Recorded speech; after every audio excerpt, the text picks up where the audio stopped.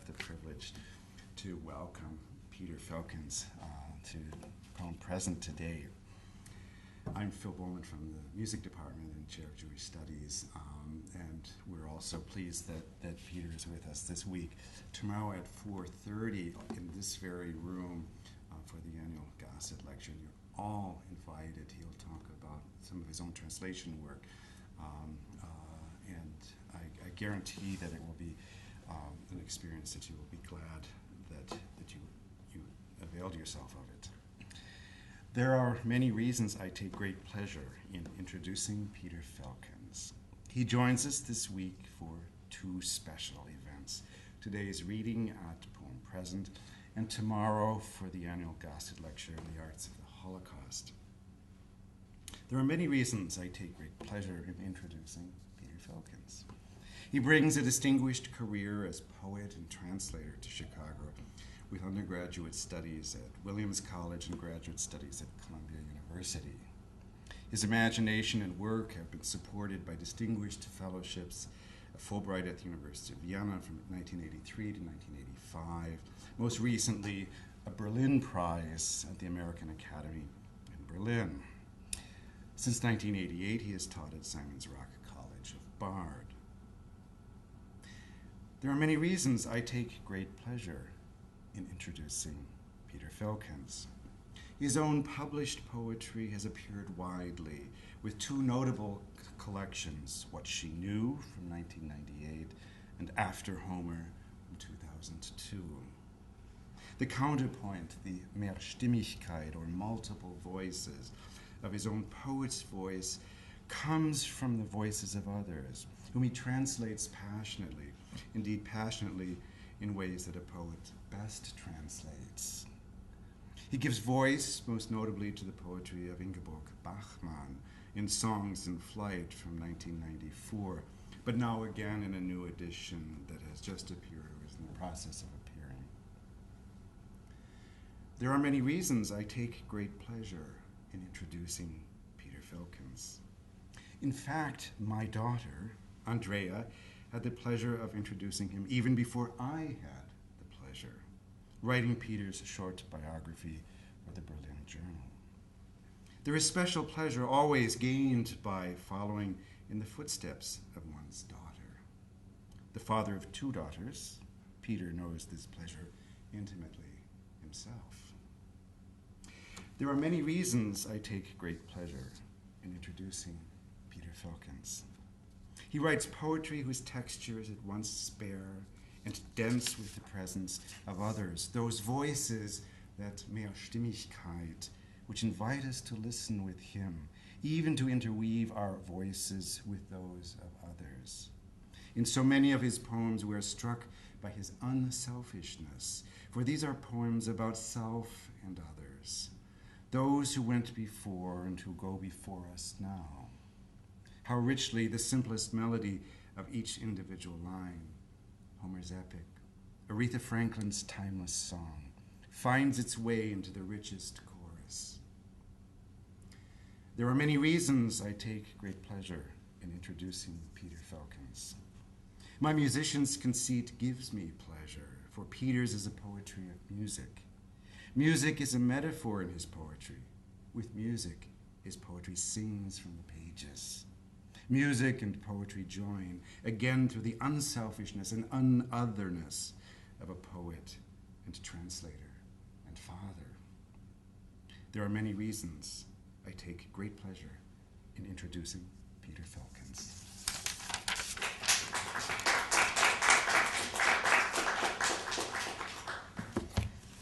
Thank you, Phil, for that very intelligent, perceptive, and very, very generous introduction. There are many reasons I'm glad to be here at Chicago. I think back fondly to meeting Phil's daughter, Andrea, at the American Academy in Berlin. One of the other fellows there, Mason Bates, and on the second night we were there, got tickets to an Ernst Toch concert at the Konzerthaus. And Andrea came with us and shared with me the secrets at how to score last-minute Berlin Philharmonic tickets. And you don't know how valuable this this is when you're in Berlin. And if any of you are going to Berlin, I will share those secrets with you for a cool 50 at any stage. It's really quite difficult. But I very much enjoyed getting to know Andrea and her love of music, and then later on Phil when he was there visiting. And I deeply appreciate the invitation to be here to be sharing some poems and a little bit of translation today as well. And then tomorrow talking about an unknown writer by the name of H.G. Adler, who I'm quite passionate about. Not even the Germans know about him, but we're trying to change that, and somebody I'm very interested in. I know it's generally a common practice in the Poem Present series to do a lecture and then do a poetry reading. I also want to thank Julia Klein and for all of her help in organizing the reading. And Julia informed me at one stage it's common to do a lecture and then a poetry reading. Because of the gossip lecture, which I'm doing tonight, that wasn't going to be possible because that's on a different subject. So what I thought I'd do today, this afternoon, is to kind of combine the two, not a lecture, but a kind of talk, and to sort of read some poems and to share with you what I think I'm trying to do, what interests me while I'm writing, what I'm trying to accomplish in my writing. I was very moved by Phil's talking about being more interested in others than myself. And it's not because I'm a particularly selfless or nice guy or anything like that, but it just happens to be how I go about this. If I were to choose one subject that I'm most interested in, I think it's history.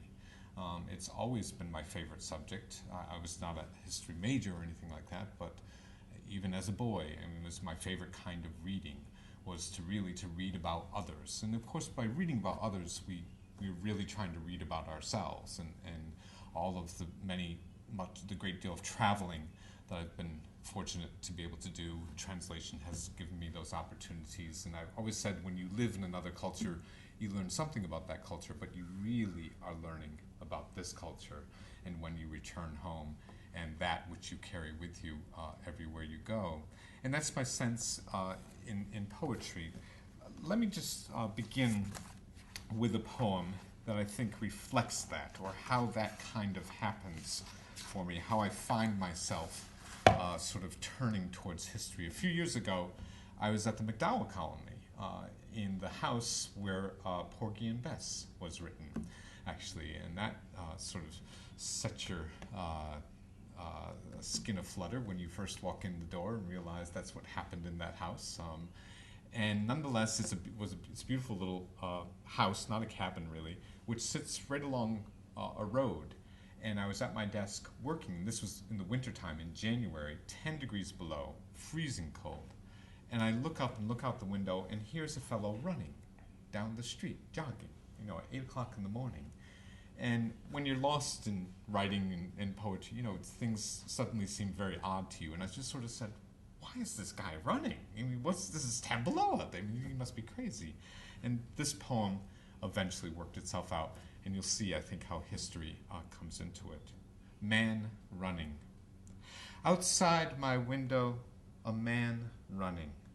Though it's midwinter, 10 above, he stays the course, determined to shed those Xmas pounds, lop off another tick from his last 10K, or better yet, live another year or two, provided, come what may, isn't a skidding car or cancer. Focused, head down, pumping fists, worry washes off him with his sweat. Though God may be dead, fitness has replaced him, as millions bent on lower heart rates like acolytes to Rome take to their morning run, a daily sacrifice for the lithe, sure ease of a country they call health. Meanwhile, I think of Verdun.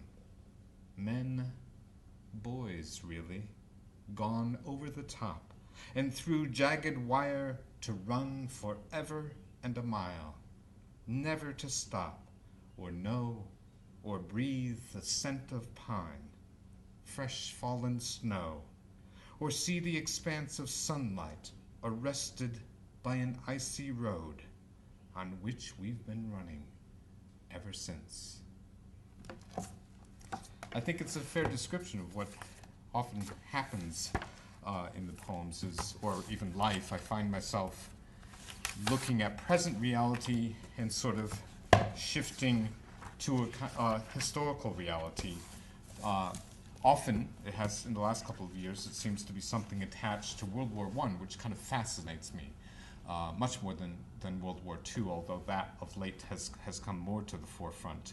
This is a poem called The Manifest, and it has to deal with the manifest of the RMS Lusitania, which sank in 1915.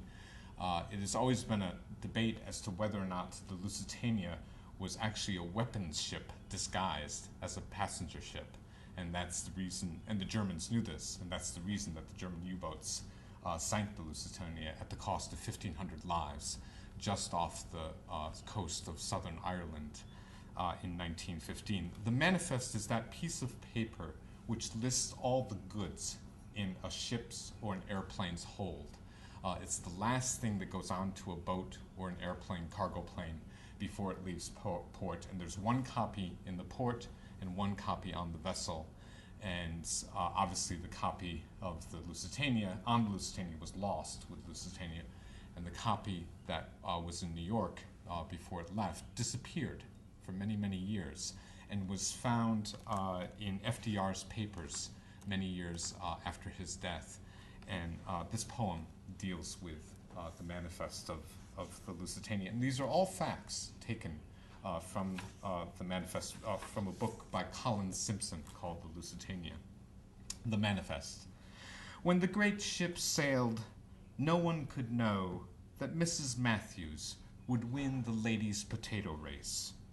The ribbon later found on the body of her husband, washed up on the rocks off the old head of Kinsale, which Captain Turner used as a landmark to verify his position, knowing, perhaps not knowing, about the peroxylin in the hold. I should explain that peroxylin is a gunpowder that when it gets wet becomes very explosive. About the peroxylin in the hold, the type of gun cotton that's highly explosive when immersed in seawater, though allegedly disguised as 3,863 boxes of cheese, each weighing a shade over 40 pounds, and listed on the manifest, franked by the Collector of Customs, Dudley Malone, appointed by Woodrow Wilson, who, when he heard the news, stepped into the rose garden, wept silently, then played a round of golf. The manifest later delivered to him and sealed, disappearing until it was found in FDR's papers, nearly 3 years after the death of Junior Third Officer Albert Bestick in 1969, the last man to see Alfred Vanderbilt alive and calmly tying life jackets onto wicker baskets of babies asleep after lunch in the nursery, as Carl Frohman quoted from Peter Pan, saying, "Why fear death? It's the most beautiful adventure in life." Before a great rush of water sent Bestick over the rail and into the sea, himself unable to find the strength to untie his life jacket and let himself drown, while he listened to the wails of the babies, ceasing one by one over the next 18 minutes, surprised to find the water so warm, the ship sinking fast, as Captain Schwiger looked on through a periscope, the funnels releasing huge belches of steam, the bulkheads flooded, the boiler rooms gone the way of the shattered lifeboats, the barrels of oysters, sides of beef, cases of knitted goods, barrels of brass, the boxes of candy, tubs of butter, copper ingots, non-explosive shrapnel, and 3,863 boxes of cheese, listed on the manifest that soon would disappear, the country gone to war, Albert Bestick hearing for decades the sound of those babies until the stroke that would kill him, emptying out the cargo of his memory, the haunted vessels of his mind. History doesn't take place on always a grand stage, and it doesn't always take place, as we know, in obvious ways, nor does it take place even in historical ways for historical figures, I guess. This is a poem called The Death of Chekhov. And it's again taken from a biography of Chekhov, all of the details from it. I think it sort of explains itself. When Chekhov knew there was no longer any hope, his body shot, his lungs reduced to bloody rags, he cried, "Ich sterbe," to his German doctor, who did the only sensible thing he could think of, and ordered champagne. Slowly, the glass emptied. Olga looking on, Chekhov's wife. A large black-winged moth battered a smoky lampshade. The evening sultry in Badenweiler, yet another spa promising cure. It's been so long since I've had champagne, whispered Chekhov. As the moth slid out a window, another bottle popped its cork, and the great writer turned on his side and soon ceased breathing. There were no human voices, no everyday sounds. There was only beauty, peace, the grandeur of death, Olga later reported, sitting up the whole night through to study her husband's face, now serene and knowing. Later that day, the usual arrangements were made. The body transported by train back to Moscow, a huge crowd there to greet it, a dirty green van marked oysters, having brought it from the station. Which is to say nothing of Gorky's sense of outrage at such vulgarity, or that the crowd mistakenly followed the coffin of a General Keller, killed in Manchuria, thinking a military band seemed right for the occasion, as two lawyers debated the intelligence of their dogs. A woman with a parasol smiled at the constable, and Chekhov's mother pronounced his only eulogy. What a calamity has struck us, and Tosha is no more. I think part of my reason for being interested in history is because I've always felt I've kind of lived in it. I live in Western Massachusetts and have my entire life in the Berkshires, and my family has for over 200 years, which is very, very unusual for Americans. And we're not blue bloods or anything like that whatsoever. We're working class, sort of upper working class at best. So I have this strong sense of roots and place, and there's a lot of history around us in Western Massachusetts, or even Massachusetts as a whole. And sometimes you find it just sort of walking through the fields. This is called an old New England graveyard, and quite often you'll be walking out in the woods or the fields, and you just come upon a graveyard, which seems to be, there's no town, there's no village. It's just in the middle of nowhere, and the town or the village or the hamlet that was once there is long gone. But for some reason the graveyard still is, and usually in pretty good shape. You can read the names, and it's usually tended in some way, shape, or form. An old New England graveyard. At the field's far end, down by the dredged and roaring stream, past alleys of long light reaching through windbreak, maple, and beech, to scrape an old barn ruddy despite its sagging loft, he finds them, headstones and their heavings, those we label forgotten and ignored, as if we could forget them, the dead and all their trappings. Listless, historical, bored, no doubt they do not mind the gate's low groan when opened by the odd man out in spring, who, there among the weeds, the names, the graven phrase or two, might find himself reduced to those low whispers of Gardner, Doty, Nash, or, considering the past, hears in his own heart's knocking the windy present beat, takes measure of the stones, makes note of their mossy touch, straddles the tufted grass, closes the gate, and goes home.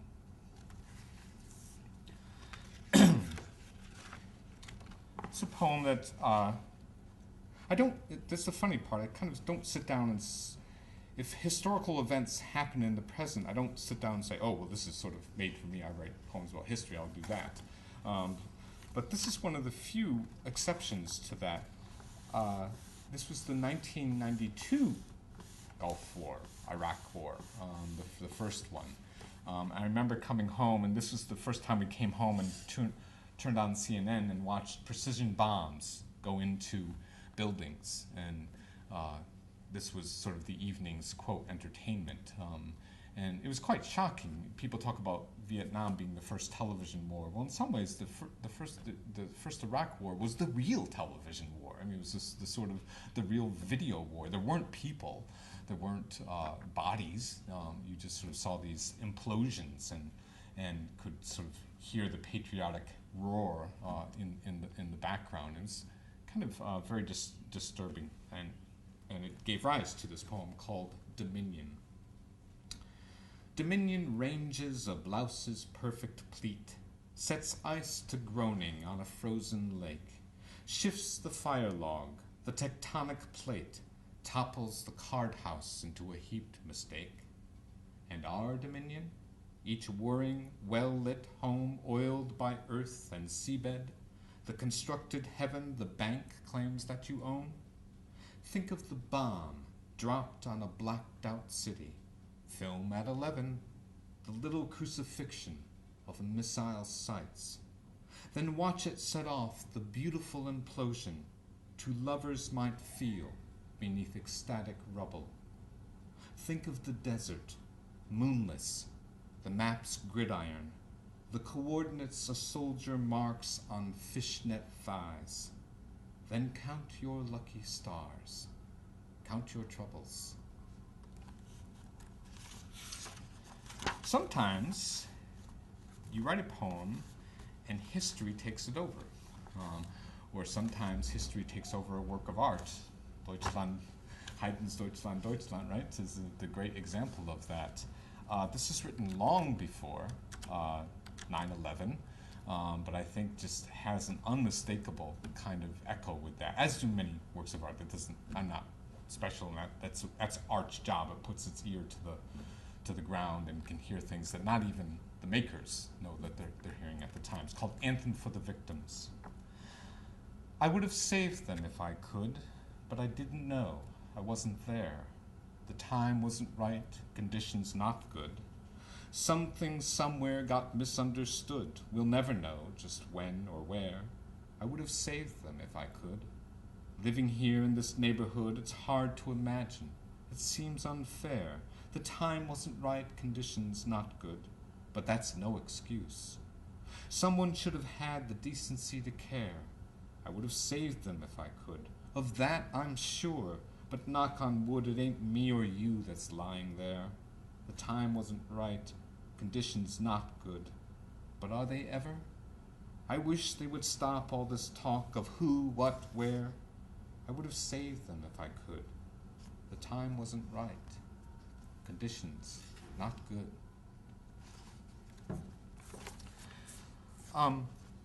I've come to recognize that my work as a translator, too, has had this sort of historical interface, primarily through Ingeborg Bachmann, who is an Austrian poet born in 1926, died in 1973 at the age of 47 in a fire in her Rome apartment. She spent World War II as a young girl and then as a university student, and then really came to the forefront in the 1950s along with Paul Celan, who's a very good friend of hers. And she and Celan would be considered the sort of two premier poets of the post-war generation. I've been working on Bachmann's poems for 25 years now, and a new collection, a new edition of her collected poems is about to appear from Zephyr Press. I'm supposed to get my first copy when I get off the plane at home, so I'm quite excited about this. But it will be out officially in June, but should be starting to hit the bookstores pretty soon. And so I thought I'd share a couple of these with you, since this is really sort of the imminent publication to be coming out. This is a poem called Early Noon. And you'll hear Bachmann talk about Germany, but what you'll hear buried in the poem are echoes of Goethe and Die Winterreise and Schubert. 7 years later, it occurs to you again. These are lines from Die Winterreise. But this poem is written in 1952. Count back 7 years, 1945. She's talking about the end of the war, the aftermath. The henchmen of Germany who were running the bureaucracy of the Nazi regime, but many, of course, were actually still needed and empowered on the level of judges and bureaucrats and finance people and bankers and things like that. And it took a very long time to sort this out. And Bachmann was a voice outraged by this injustice after the war. It's a poem called Early Noon. Silently the linden greens in incipient summer. Far from the cities there glimmers the pale brightness of the day moon. Already it's noon. Already a sunbeam flashes in the fountain. Already the fabulous bird's flayed wing lifts itself beneath the rubble. And the hand that's cramped from casting stones sinks into the budding wheat. Where Germany's sky blackens the earth, its beheaded angel seeks a grave for hate and offers you the bowl of the heart. A handful of pain vanishes over the hill. 7 years later, it occurs to you again. At the fountain before the portal, don't look too deep within as your eyes fill with tears. 7 years later, inside a mortuary, the hangman of yesterday drained the golden cup. Your eyes lower in shame. Already it's noon. In embers the iron bends. On the thorn the flag is hoisted, and onto the cliff of the ancient dream the eagle is welded, remaining forever. Only hope cowers, blinded in the light. Throw off its shackles, help it down the slope, cover its eyes so that the short shadows don't scorch it. Where Germany's earth blackens the sky, a cloud seeks words and fills the crater with silence before summer hears them in the patter of rain. The unspeakable passes, barely spoken, over the land. Already it's noon. That line, the unspeakable passes, barely spoken over the land, of course works in dual ways. The way that the unspeakable violence of history is not spoken often. It's the struggle of history to have the violence of history come into the open daylight, especially after a great cataclysm like World War II or the Holocaust. And at the same time, it's the voice of poetry, right? In other words, the voice of poetry which is trying to speak the ineffable and to speak the unspoken.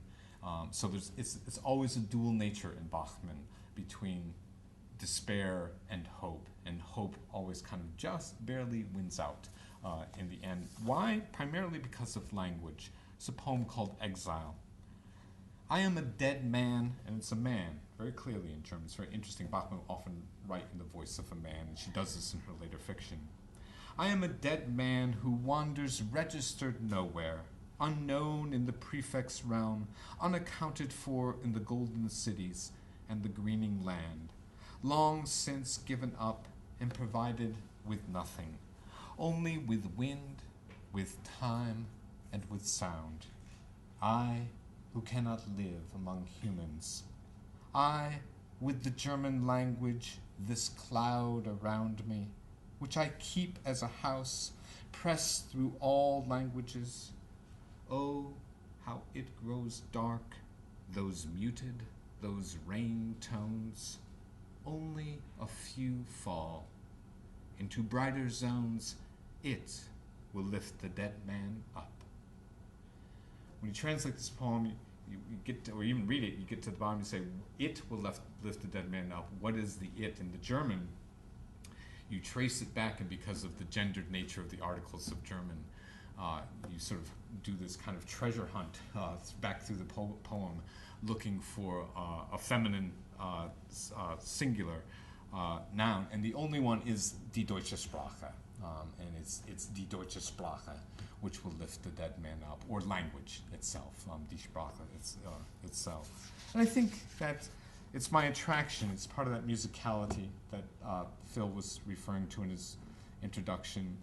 It's the music of a poem that will always get me going first. I describe it as a piece of language will occur to me. And I use the word piece very consciously. It almost has a concrete three-dimensional feel to me, and I don't quite understand it, and that's not to be mysterious or mystifying. It's a subject and a music that will begin to suggest itself, and then my job is to try and exhaust the possibilities of that and see if something will work. Into brighter zones, it will lift the dead man up. Well, sometimes the dead man is a very real man, and sometimes we use language to try to lift the dead man up through elegy, and that's the purpose of elegy. This is one to my father, who died in 1998. Actually, I decided to share this with you. I switched planes coming out here and found myself on flight 1127 on United, and apparently they have this sub-company called TED, and it has a big TED right on the side of the planes.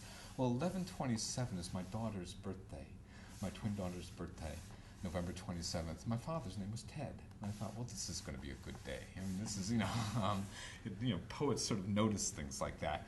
And in fact, on the day of my father's funeral, we were burying him in the town that he grew up in, that I grew up in, and sirens went off down the road while the ceremony was going on. And the next morning, I got up and read the paper. He read all his life, and I've read all my life, and a boy had drowned in what's called Wacona Falls, which is a falls just up the road, and it's where my father learned how to swim. And a boy had, so at the very moment we were burying my father, this young boy had drowned in these falls, and suddenly again the music of the poem just sort of came to me. And this is while I was weeding the garden the next day. I think that shows up in the first line, which at the time I was too dumb to recognize where it came from, but here it goes. In lieu of flowers, we stuck my father in the ground. The day was hot, the sun shone. Shadows piled up in little mounds. Up the road, a boy had drowned in rocky falls, swimming alone. We stuck my father in the ground, continued grieving, as divers found something made of flesh and bone. Shadows piled up in little mounds. The sun now high, the only sound a siren's far-off wailing moan. We stuck my father in the ground and said goodbye, his soul now bound for regions the boy could not have known, as shadows piled up in little mounds of earth, of water, currents that wound their way down through the massive stones, spilling my father into the ground, as shadows piled up in little mounds. A few years ago, I was in a doctor's office and reading the local paper, the real local paper called The Advocate. This is the village rag sheet, right? This is where you get all the good stuff. That's where you get all the gossip in places like Western Massachusetts. And I read that this woman, Patricia Buckley, had died. And I had known Patricia, but she died at 69, born in 1927 and died in 1997. I had known her by teaching a winter study course at Williams, actually, and it was a multi-section course, and she taught one of the sections. And she was from Australia, and a perfectly delightful human being who had done nothing exceptional in her life that would demand the writing of an elegy.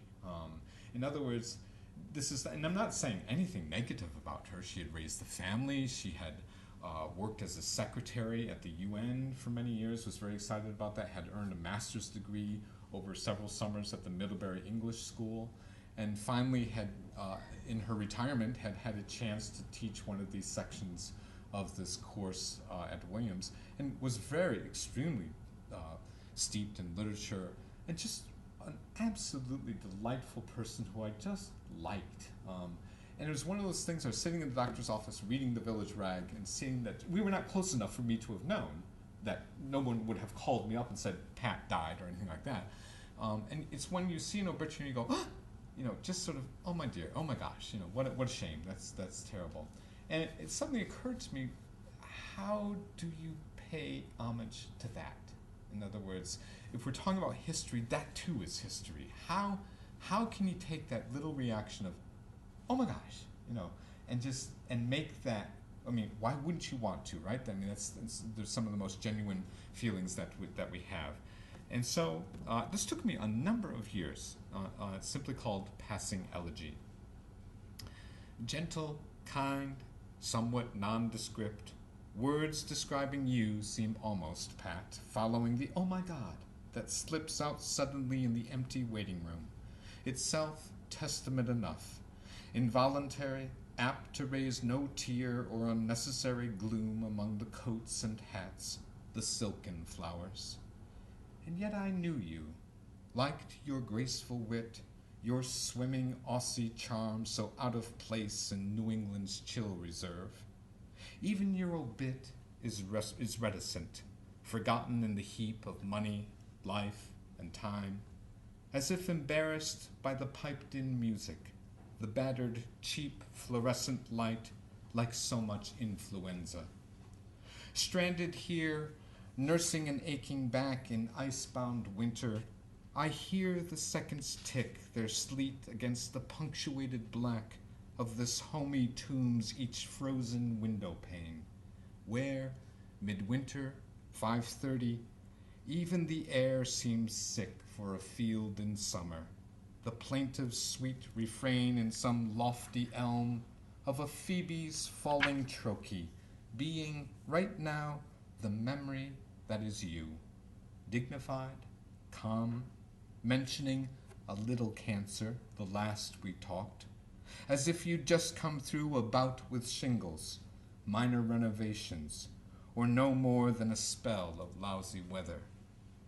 Little did I know your shy hesitation terminal as well, your smile but certain knowledge the end of something was near, be it a life or more, whatever devotion without motive is worth these days, yourself the working wife who left no lasting mark, no monument or tome beyond a belief in words as a means to live, husband, children, grandkids, house and home, sublimations of a grace that was your second nature. God rest you, Pat. God save my ailing back and set me free from this den of dusty palms, where, despite the bitter cold, it's the lack of you that's most acute, and nothing for it but this, my passing elegy, the inverted alms of one whose life's the poorer without your spirit, intelligent and charitable, anonymous and gone.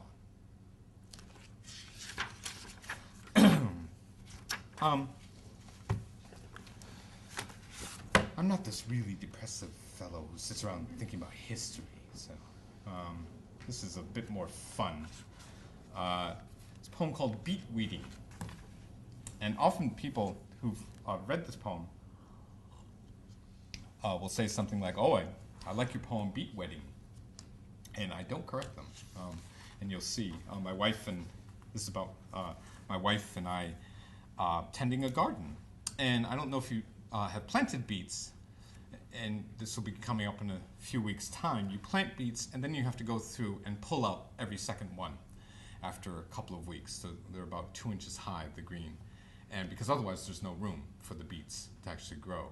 There's no reason. You just go through and you pluck out every second one of healthy plants. And it struck me as sort of, really cruel. I mean, they hadn't done anything wrong. They're healthy and green, and they're doing what the other ones are supposed to doing, but they got to go. So, and she's the one who instructed me on this in her greater wisdom. Beet weeding. Why don't you weed the beets, she said, suggesting that I leave her to the spinach on her own so she could finish, maybe work on dinner. Besides, you're still a learner, she slyly added, prodding my backside with the hose blunt handle. both of us knowing as she turned and left me to liberate the beets from their lowly weeddom, my gardening know-how so much less than hers. How right she was, I soon discovered. Myself, a novice fool who thought that kneeling down with each June beet like any squash or sprout, and combing one by one would turn our patch into an open, ordered plain, an army on the march, with all that tussling green like some crusade sent headlong row by row into the teeth of August. Silly, she said, you've got to weed them out, not just spruce up the bed like some showpiece for Gardener's Monthly. Look at the package, as she advised and read, pointing a muddy finger.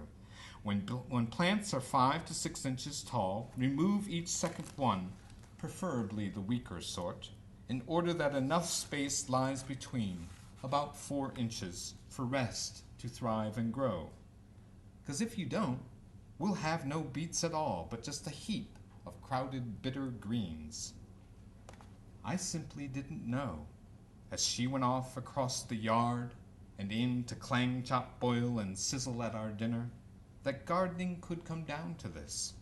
One beet condemned because too close for comfort to a neighbor, while all the guides so calmly wrote, the best means to avoid attrition, saves space, and guarantees a crop as well.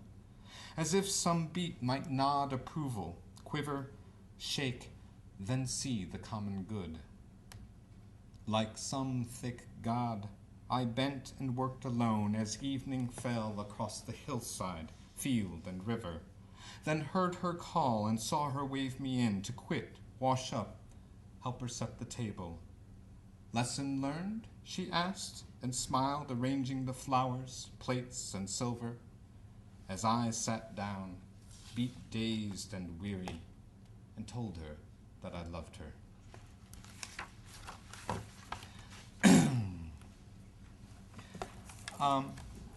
Relationships, marriages go through histories, changes as well, and that's okay. There's nothing wrong with that. This is a poem called In Weather.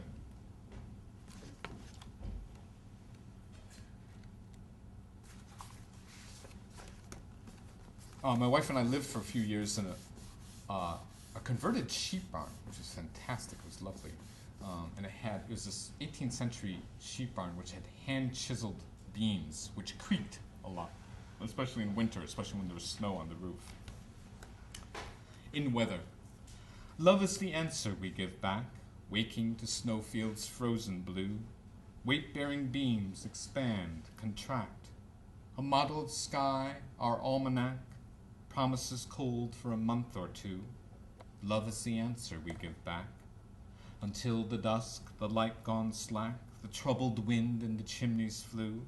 Weight-bearing beams expand, contract, threatening to give, begin to crack, causing the china to sit askew. Love is the answer we give back. Later at night in the wintry black, you still love me, I still love you.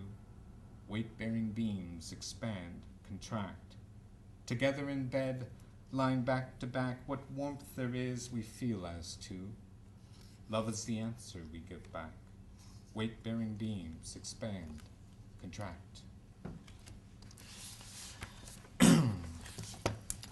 And sort of the third of those poems, called The Hunters. I live on a lake, and each falls we have the annual arrival of the duck hunters, who show up one morning about 5 a.m. And start blasting away and never seem to hit anything. I don't know why they come there or what they think they're doing. This is called The Hunters. I have nothing against hunting. I just have something against bad hunters, I think. Noisy ones. Dawn's tender light erupts with a blast of shotguns on the lake, jolting us awake from our halting sleep. The hunters are back, predictable as fall's bright, bloody wash of dying maples. Camouflaged, funereal in their whispered deathbed watch behind a makeshift blind, Their fitful quack-ack-acks imitate the call of a wounded duck that in fact sounds drunk. Each belching shot an attempt at validation that ends in failure. Dearest, the blaze of morning is upon us, here in our downy bed. Come closer, let's kiss. Whatever's insinuated by the chuck of water, far fields of sun-blanched hay, may it be this sweet tribulation of lips and arms and breasts under the snug duvet you lift like a vaulted wing, our bodies warm as the rose light firing the hills of this furious season. And it seems we're always living in a furious season of many different shapes and kinds. This is a childhood memory, not really, it's an adult memory of a childhood friend who came to great tragedy. And I found out after the fact, and that always sort of makes it worse because you're not there to deal with it. Simply called Rocky, who's my next door neighbor. That's my boyhood friend who, like many childhood friends, we drifted apart, lost touch with each other later in life. As the fastball released, spinning and spitting to slide invincibly low and away, how could I know? The umpire calling me out, out went the roar of the crowd into the dusky air. Years later, blear-eyed mad, with immaculate grief, he'd place the gun in his mouth. Think twice about the shame he'd leave behind. Misery, however, triumphing quickly over the future, blank empty of her touch, her smile, now no more than heartsick, bitter flame, triggering the disastrous inner explosion of a life gone to pieces. Rocky, Rocky, his father bellowed from the back door steps as we played on and on in the sandlot, practicing the useless, beautiful skills of our little league. Pop fly and grounder, toss and catch. There in the low red glare of a late innings summer sunset, that, come Saturday, would freeze my stance, blind me to the pitch. I never saw it coming. It's actually what happened when I heard about this poor fellow's terrible tragedy. I remember him, I'm 9 years old. I remember playing Little League against this guy and him releasing a fastball that I just absolutely froze me in my tracks. And why the news of such a horrible death would make you think of an image like that was what immediately attracted me to the poem. Let me just finish with 2 more poems, and then perhaps take some questions. I don't want to go on too long on this beautiful day, which there's still a couple hours of nice sunlight. One of the other solaces for me beyond history, though I like to link the two of late, is painting and art, which has meant a great deal to me. And I was at the Art Institute this afternoon looking at some of Monet's water lilies, which of course were painted in basically 1900 to 2022. But the real breakthrough was during the World War I. That Monet was outside of Paris with the trenches only miles away. I mean, he must have been able to hear the pounding, the bombardment. And Monet spends the war years painting water lilies as an 80-year-old man in the last great triumph of his life. Water lilies. Meanwhile, he painted them. Water lilies, floating on the surface of a pond he'd constructed for the pleasure of the eye and motifs to paint at century's end. The new one begun with multiple explosions of red, of pink, white, fleshy flowers against the backdrop of a subsurface blue with distances. The sky itself, reflected in the watery calm, where a cloud adrift would later be captured by his brush in motion.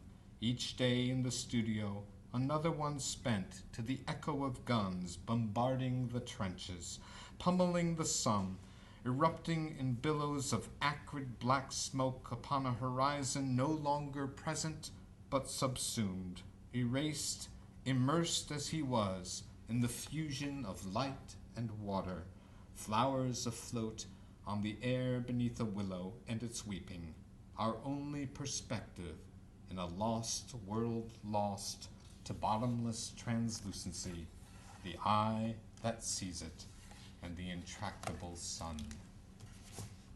And finally, perhaps after so many poems of this world, a poem titled Another Life.